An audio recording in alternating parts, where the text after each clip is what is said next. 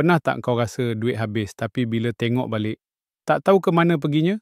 Gaji masuk awal bulan tapi belum tengah bulan, dompet tinggal resit, akaun bank makin kurus.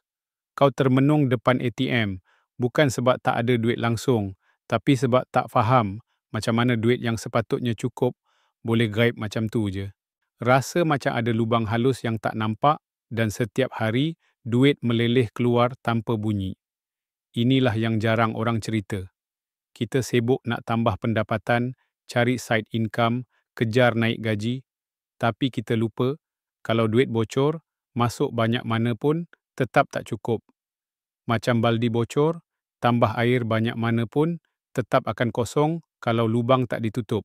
Masalahnya, kebocoran duit ni tak selalu nampak. Bukan macam bayar sewa rumah. Ia tersembunyi dalam tabiat yang kita anggap biasa. Dan yang bahaya, bila kita dah biasa, kita berhenti soal. Tanda pertama, langganan yang kau lupa. Netflix, Spotify, apps edit gambar, cloud storage, newsletter berbayar. 15 ke 20 sebulan nampak kecil, tapi kalau ada 7 langganan, itu lebih 100 sebulan. Setahun, lebih 1,000 untuk benda yang kau mungkin tak pakai pun. Tanda kedua, makan luar yang kecil-kecil lama-lama jadi bukit, kopi mahal, food delivery, teh ais premium, mesin buluh je. Tapi kalau 3 kali sehari, 7 hari seminggu, itu lebih 250 undi. Duit tu kalau simpan, boleh bayar bil air dan elektrik. Tanda ketiga, bayar faedah kad kredit sebab tak bayar penuh. Ramai ingat bayar minimum cukup, tapi faedah kad kredit boleh cecah 18% setahun.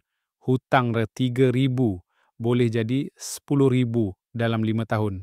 Itu bukan belanja, itu kebocoran yang menyakitkan. Tanda keempat, belanja impulsif bila gaji masuk.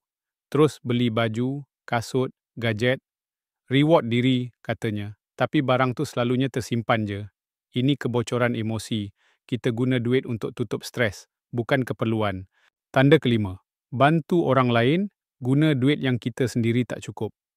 Bantu kawan bayar hutang, hulur pada adik, beli barang untuk orang lain, sedangkan diri sendiri pun tak lepas. Niat tu mulia. Tapi, bantu dengan duit yang kita tak ada, dua-dua boleh terperangkap. Tanda keenam, tak tahu aliran keluar masuk. Ramai rasa tahu, tapi bila disuruh tulis, kosong. Tak pernah buat bajet. Tak tahu berapa hutang sebenar. Tak beza keperluan dengan kehendak. Bila hidup tanpa peta, kita akan sesat. Bila duit tak ada arah, ia akan hilang ikut angin. Zaman Mesir purba, petani simpan sebahagian hasil tuaian mereka, bukan sebab tak mampu makan semua, tapi sebab mereka tahu musim kering akan datang. Prinsip tu masih relevan. Kalau kita tak kawal aliran duit, kalau tak tutup kebocoran sekarang, musim susah nanti akan terasa berganda.